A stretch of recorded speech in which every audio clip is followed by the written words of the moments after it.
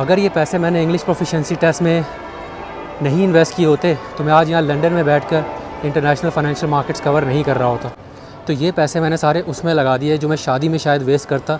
वो शादी जो कि चंद दिन बाद लोग भूल जाते हैं, क्योंकि अंबानी की शादी तो है नहीं जो लोग सदियों याद रखेंगे। अगर उस पैसों का मैं सोना ले लेता कोई 6.5-7 तोला, तो आज उसकी मालियत को 30-35 लाख तो होती। तो मैं हूँ Farooq Baloch, London based financial journalist. मैं उन तमाम यंग लड़के और लड़कियों से मुखातिब हूँ जो इंगेज्ड हैं या किसी रिलेशनशिप में हैं या सिंपली अनमैरिड हैं, यानी अगले कुछ सालों में उनकी शादी हो जाएगी।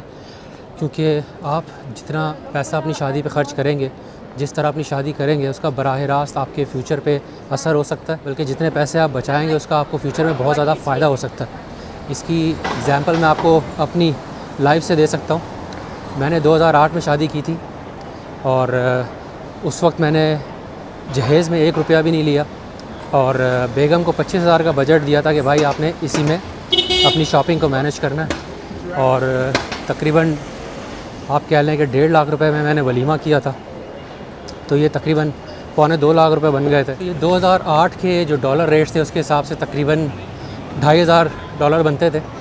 और ये जो अमाउंट मैंने स्पेंड किया था मेरे सोशल सर्कल में, जो उस वक्त शादी पे ख़र्चा आता था, ये उसका 50% था, यानी मैंने आधे पैसों में कर ली। और आज के दौर में भी ये तकरीबन 7.5 लाख रुपए बनते हैं। आई एम श्योर आज शादी जो है वो 4-5 लाख में नहीं होती होगी मेरे सर्कल में, कम से कम भी 10-15 लाख, मे भी 20 लाख में होती हो। तो ये जो सेविंग्स मैंने की, यानी शादी से पहले और शादी के दौरान भी, उन पैसों का मैंने क्या किया, मैंने उन पैसों से CD70 ख़रीदी यूज्ड, जो मेरे काम आई ऑफ़िस आने जाने के लिए। और जो पैसे बचे थे वो तकरीबन मेरी 3-4 महीने की सैलरी थी, उसे मैंने अपने फ्यूचर पे इन्वेस्ट किया। यानी इंग्लिश लैंग्वेज प्रोफिशिएंसी टेस्ट जो होते हैं, आइल्स, GRE और टॉफल, ये 3 टेस्ट मैंने दिए क्योंकि मुझे चीवनिंग फेलोशिप अप्लाई करनी थी, मुझे फुलब्राइट स्कॉलरशिप अप्लाई करनी थी। उस टाइम पे फुलब्राइट में GRE की भी रिक्वायरमेंट थी टॉफल के साथ साथ, बाद में ख़त्म कर दी गई। तो ये पैसे मैंने सारे उसमें लगा दिए जो मैं शादी में शायद वेस्ट करता। वो शादी जो कि चंद दिन बाद लोग भूल जाते हैं, क्योंकि अंबानी की शादी तो है नहीं जो लोग सदियों याद रखेंगे। और जब मेरा फुलब्राइट का इंटरव्यू था तो उसके लिए जो मेरा इस्लामाबाद का ट्रैवल था, तो बेगम को मैंने बुला लिया कि चलो आ जाओ और थोड़े दिन के लिए हम नॉर्दर्न एरिया घूम आए। तो शादी के फ़ौरन बाद हनीमून भी प्लान नहीं किया, बल्कि उसमें भी कुछ पैसे बचा लिए आधे टिकट के अपने। और बाद में जब फुलब्राइट मिल गई तो मैं US गया, बेगम को बुला लिया अमेरिका 6 महीने बाद, और फिर उनको अमेरिका घुमाया। कैंसस सिटी घूमे, शिकागो घूमे, न्यूयॉर्क सिटी घूमे। मैं ख़ुद तो नेब्रास्का में बेस्ड था। फिर हम यूरोप भी घूमे, जर्मनी गए, वहाँ पे कुछ दिन गुजारे कज़न के पास। स्पेन गए, वहाँ की बीचेस एक्सप्लोर किए, सिटीज़ एक्सप्लोर की, कल्चर एक्सप्लोर किया। स्पेन में काफ़ी टाइम गुजारा। और फिर जब वापस आए पाकिस्तान तो मुझे बेहतर जॉब्स मिली, क्योंकि अब मैं फुलब्राइट एक्सपीरियंस के साथ आया था। मार्केट वैल्यू बढ़ गई मेरी, अच्छी जॉब्स लैंड की। बिज़नेस जर्नलिस्ट के तौर पे मैंने अपना करियर दोबारा से स्टार्ट किया। पहले सिटी रिपोर्टिंग करता था। तो अगर ये पैसे मैंने इंग्लिश प्रोफिशिएंसी टेस्ट में नहीं इन्वेस्ट किए होते तो मैं आज यहाँ लंदन में बैठकर इंटरनेशनल फाइनेंशियल मार्केट्स कवर नहीं कर रहा होता। आज जब मुड़ के देखता हूँ तो वो जो 1,75,000 खर्च किए थे मुझे वो भी ज़्यादा लगते हैं। सोचता हूँ काश मैं पास में जा सकता तो मैं करता ये कि शाम 4 बजे का वलीमा रखता और मेहमानों को चाय बिस्किट पे टरखा देता, शायद कोई 1-1.5 लाख रुपए बचा लेता। और उस दौर के जो रेट्स थे सोने के, अगर उस पैसों का मैं सोना ले लेता कोई 6.5-7 तोला, तो आज उसकी मालियत को 30-35 लाख तो होती। या KSE 100 की जो टॉप 10 डिविडेंड पेइंग कंपनीज़ हैं उनमें वो पैसे इन्वेस्ट कर देता, तो मेरे ख्याल में इससे भी ज़्यादा अमाउंट जमा हो चुका होता, रिटर्न इससे भी ज़्यादा आता। तो भाई लोग मुझसे पूछ रहे होते हैं कि पैसे कैसे बचाएं, पैसे कैसे बचाएं। तो कम से कम यूथ को तो यही मैसेज होगा कि शादी जैसे इवेंट के ऊपर ज़रूरत से ज़्यादा पैसे मत खर्च करें।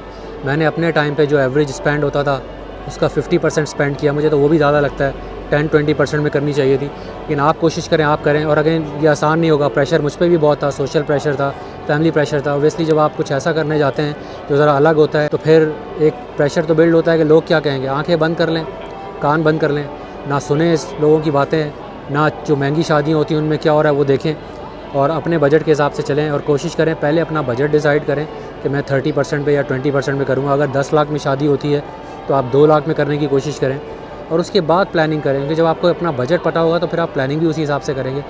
जो पैसा आप बचाएंगे वो आप अपने ऊपर लगा सकते हैं, अपने फ्यूचर पे लगा सकते हैं, जैसे मैंने लगाया।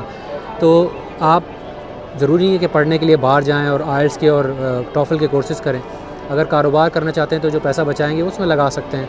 इसी तरह से कोई आप अपने लिए गाड़ी या बाइक ख़रीद सकते हैं, जैसे मैंने लिया था, जो आपको काम आएगी अपनी डे टू डे लाइफ में, उस पर लगाएं। और कुछ नहीं तो हनीमून के ऊपर लगा दें, कम से कम कुछ यादें तो बना लेंगे, बजाय इसके कि पैसे उस शादी पे ख़र्च करें जिसको थोड़े दिनों बाद लोगों ने भूल जाना है। और पैसे कैसे बचाए जा सकते हैं इस पे भी लंबी एक अलग वीडियो हो सकती है, मैं इसमें नहीं जाऊँगा। लोग समझदार हैं, I don't want to dictate, हर किसी को पता होगा उसको पैसे कैसे बचाने।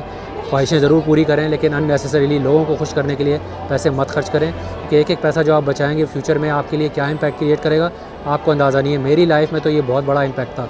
वो जो पैसे मैंने GRE और IELTS और TOEFL के टेस्ट में लगाए थे, आज तक उसके डिविडेंड्स मुझे मिल रहे हैं और मैं बहुत एक फर्स्ट वर्ल्ड कंट्री में बैठा हूँ, सेटल हूँ, क्योंकि उस वक्त मैंने सही फ़ैसले कर लिए। अगेन लोग क्या कहेंगे इस पे ध्यान देने के बजाय अपनी शादी को डॉक्यूमेंट करें, अपनी शादी के बजट को डॉक्यूमेंट करें, ट्रेंड सेट करें, पब्लिकली उस पर बात करें। मैंने पहले पब्लिकली बात नहीं की कभी इस पर, आज कर रहा हूँ क्योंकि मेरी जो नेक्स्ट जनरेशन है उसमें अब काफ़ी सारे टीनेजर्स आ चुके हैं। मुझे लगता है अगले चंद सालों में उनकी शादियाँ होंगी और मेरी बेगम तुमको यही मशवरा देकर आई, तो मुझे लगा यार इस पर वीडियो करनी चाहिए और बजाय अपने ख़ानदान के बच्चों के पूरे मुल्क के बच्चों को बताना चाहिए कि भाई शादी एक इम्पॉर्टेंट इवेंट ज़रूर है, लेकिन ये आपकी लाइफ का सबसे इम्पॉर्टेंट इवेंट शायद ना हो।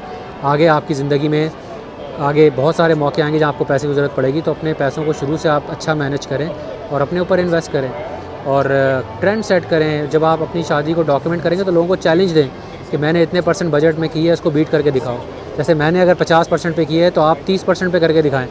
10 लाख में शादी हो रही है तो आप 3 लाख में करें, बल्कि 2 लाख में करें और लोगों को चैलेंज करें, अपने ख़ानदान के लोगों को, फ्रेंड्स को चैलेंज करें कि भाई मेरा रिकॉर्ड तोड़ के दिखाओ।